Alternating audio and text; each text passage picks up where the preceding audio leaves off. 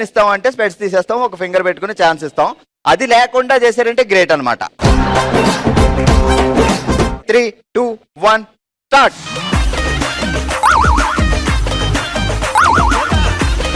మా అక్క చూడడానికి మామూలుగా ఉంది కానీ నోరు ఓపెన్ చేసిందంటే బాబో.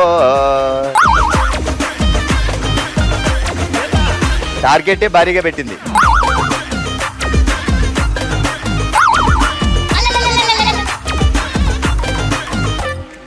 అలా అలా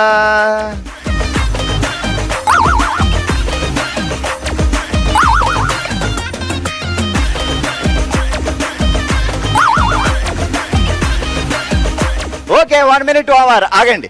1 minute అయిపోయింది. ఫస్ట్ లైన్ లైఫ్ లైన్ వాడుకుంటారు అంతే కదా, ఇచ్చేయండి. ఇచ్చేయండి.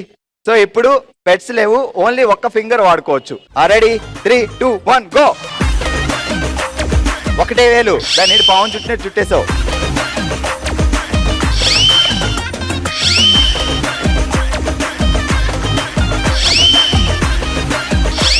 చూపుడు వేలు, ఓన్లీ చూపుడు వేలు. అది అది త్వరకాలే. మధ్యాహ్నం లంచ్ చేయకుండా రమ్మన్నా అందుకే.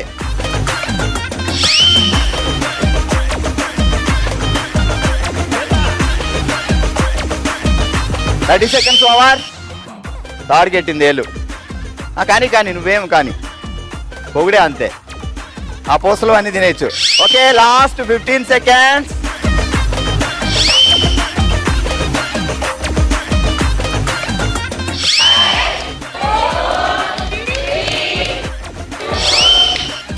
నోట్లో కూడా ఉండకూడదు, మింగేయండి ఫాస్ట్గా.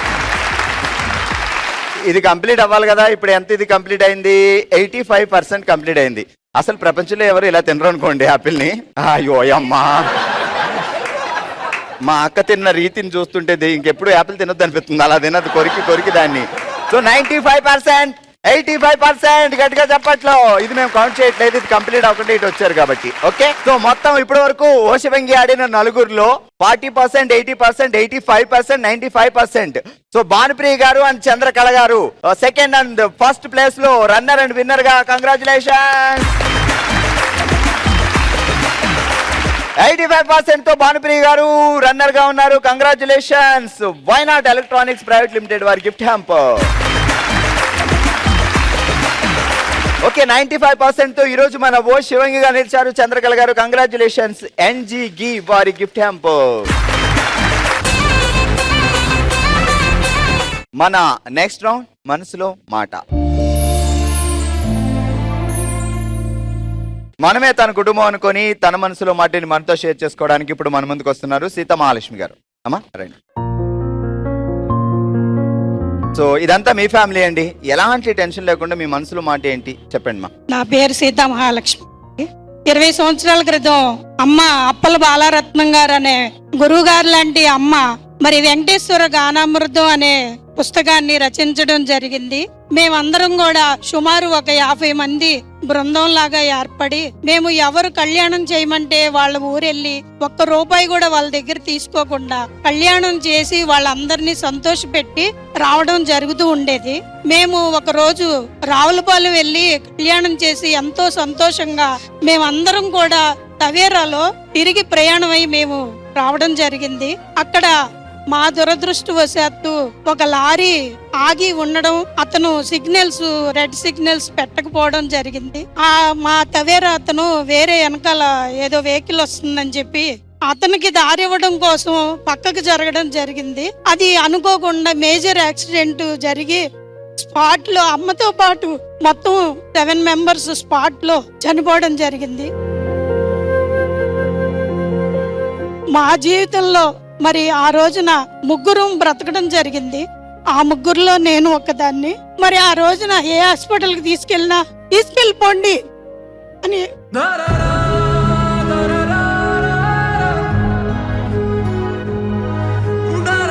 మీరు స్పృహలోనే ఉన్నారమ్మా? అయితే నాకైతే తెలియదండి, స్పృహలో లేను. వాళ్ళు మాత్రం అడిగినాడు, జవాబు నేనే చెప్పాను. బట్ అది మీకు తెలియదు. ఆ తర్వాత మీకు స్పృహ తప్పిపోయింది. నాకు తెలియదండి. సో మిమ్మల్ని హాస్పిటల్ తీసుకెళ్లారు? మమ్మల్ని తీసుకెళ్లి ఆశ్రమ హాస్పిటల్లో జాయిన్ చేయడం జరిగిందంటే అది కూడా మాకు తెలియదు. అక్కడ జనం గుమ్మిగా ఉన్నోళ్ళు మా వారి పేరు తెలిసి పలానా వాళ్ళ మిస్సెస్ అంటండి, ఇట్లా తవేరాలో లేడీస్ ఉన్నారంటండి 9 మంది గానామృతం అంటండి. మాకేమో అర్థం కావట్లేదు. అని చెప్పి డిఎస్పి గారు మావారు లాయర్ అండి. డిఎస్పి గారు టచ్లో ఉండడం వల్ల రమేష్ గారు ఒకసారి చూసుకోండి వచ్చంటే మావారు రావడం జరిగింది. మరి 7గురిని అట్లా కుప్పలాగా పడేసి మావారు వచ్చి నేను అందులో ఉన్నానేమో అని చెప్పి వాళ్ళందరినీ మొహాలు తిప్పే ధైర్యం లేక అలా చూసి అమ్మ లేదు అని చెప్పి అక్కడ డిఎస్పి సరిత గారు అప్పుడు ఉన్నారు. ఆవిడ మీ మిసెస్ ఆశ్రమ హాస్పిటల్లో ఉన్నారండి అంటే మా వారు అక్కడికి వచ్చారండి. అక్కడికి వస్తే అసలు ఎవరు అడ్రస్ లేదండి, ఐసీయూలో అలా పడేసి వెళ్ళిపోయారు ఎవరు ఆడవాళ్ళ వాళ్ళు. మరి ఈ రోజున అలాంటి అమ్మ మళ్ళీ మాకు దొరకదు. అమ్మ అంటున్నారు, మీ అమ్మగారేనా? మా అమ్మగారు కాదండి, ఆవిడ్ని బాలరత్నమ్మ గారు అని పిలిచేవాళ్ళు. అచ్చా, మీ బృందానికి ఆమె హెడ్. మాకు వరుసకి దూరపు చుట్టాలు మా అత్తయ్య గారు అవుతారు. అచ్చా, ఇది ఎన్ని సంవత్సరాలు అయింది మా ఈ ఇన్సిడెంట్ జరిగి? 10 years అయింది. 10 సంవత్సరాల క్రితం. సో ఇప్పటికీ అంటే మీరు మీ 9 మంది ఒక బృందంగా వెళ్ళి కలిసి ప్రయాణం చేస్తూ ఒకరినొకరు హెల్ప్ చేసుకుంటూ ఉండే 7గురు, అందులో పోనీ డ్రైవర్ వదిలేసిన మీ తోటి వాళ్ళు 6గురు మీ కళ్ళ ముందే లేరు అంటే ఆ విషయం తలుచుకుంటే ఎలా అనిపిస్తుంటుంది మీకు? మాకు ఇప్పటికీ ఈ రోజే జరిగిందేమో అన్నంత మనసు బాధపడిపోతుంది. ఆవిడ లేదు అంటే మాకు ఆవిడ ఒక గురువు గారు కాదండి, ఒక అమ్మలాగా మమ్మల్ని అందరినీ చేరతీసి ఆవిడ అలా చూసిందండి మమ్మల్ని. ఆవిడని మా జీవితంలో మేము మర్చిపోలేమండి. ఎక్కడో నేను చదివాను, మంచి వాళ్లే ముందు వెళ్ళిపోతారు అని. సో ఆ దేవుడు స్తోత్రాలతో ఎప్పుడూ ఆ ప్రార్థనలతో చేసే ఆమె అండ్ మిగతా వాళ్ళు అలా జరిగింది. బట్ ఎనీవే, సో మీ పిల్లల చేసుకున్న అదృష్టం అండ్ మీరు మీ చేసుకున్న అదృష్టం, దెబ్బలతో మీరు ఇలా హ్యాపీగా ఉండడం. సీతాలక్ష్మి గారు నిజంగా ఒక ఫ్యామిలీ అనుకొని, మీ తోబుట్టువులు, మీ కొడుకు లాంటి వాడు అనుకొని ఇలా వచ్చి ఇక్కడ చెప్పారు. సో ఆడబడుచుగానే మీరు వెళ్ళాలి హ్యాపీగా.